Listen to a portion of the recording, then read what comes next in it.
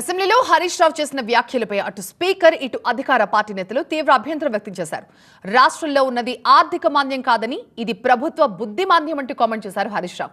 అయితే హరీష్ రావు వ్యాఖ్యలపై స్పీకర్ అభ్యంతరం వ్యక్తం చేశారు. ఈ వ్యాఖ్యలు సరికావు అని సూచించారు. జగదీష్ రెడ్డి తరహాలోనే హరీష్ రావు కూడా ప్రవర్తిస్తున్నారని డిప్యూటీ సీఎం భట్టి విక్రమార్క ఆరోపించారు. స్పీకర్ అభ్యంతరాన్ని కూడా హరీష్ రావు అడ్డుకోవడం సరికాదు అన్నారు. ప్రస్తుతం తెలంగాణ అసెంబ్లీని లైవ్ లో చూద్దాం. మీ నిర్వాహకం ఇట్లా ఉంది అధ్యక్ష. బుద్ధిమాంద్యం అనేది తప్ప సార్ ఇది సార్ సభ హుందాతనాన్ని సార్ ఒక్క మాట సార్ ఒక్క మాట సార్ స్పీకర్ సార్ సభ హుందాతనాన్ని తక్కువ చేస్తారు. ఎస్ సార్ నేను ఒక్క మాట అంటే సార్ మీరు ఏమనుకోకపోతే ఒక్క మాట అంటే సార్ దయించి వినండి.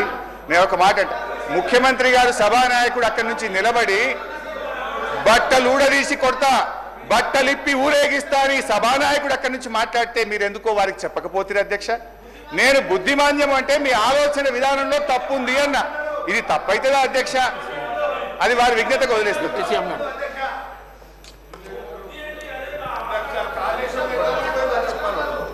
హరీష్ రావు గారు చాలా సంవత్సరాలు మంత్రిగా కూడా చేశారు అధ్యక్ష. బుద్ధిమాంద్యం మీకు బుద్ధిమాంద్యం ఉందని మా అందరి గురించి మాట్లాడుతూ ఉంటే అది కరెక్ట్ కాదని చెప్తా ఉన్నారు. రైట్, మీరు కనీసం నిజంగా విఘ్నులైతే స్పీకర్ గారు సభాపతి గారు చెప్పిన దాన్ని విని బుద్ధిమాంద్యం అన్న మాట పొరపాటు అయిపోయింది నేను విత్డ్రా చేసుకుంటున్నా అని చెప్పి వారి ప్రసంగం చెప్పాలి. కానీ ఇంకా గౌరవ సభాపతి గారితో కూడా ఆర్గ్యుమెంట్లోకి వెళ్ళి నేనేమన్నాను వారేమన్నారు వారు మాట్లాడేటప్పుడు మీరు చెప్పలేదు ఇప్పుడే నాకు చెప్తా ఉన్నారు ఏంది అని మొన్న వారు జగదీష్ రెడ్డి గారు ఎట్లయితే మాట్లాడటం కోసం ప్రయత్నం చేసి ఏం చేశారో ఇప్పుడు అదే ప్రయత్నంలో వీరు వెళ్తా ఉన్నారు అధ్యక్ష. ఇది కరెక్ట్ కాదు.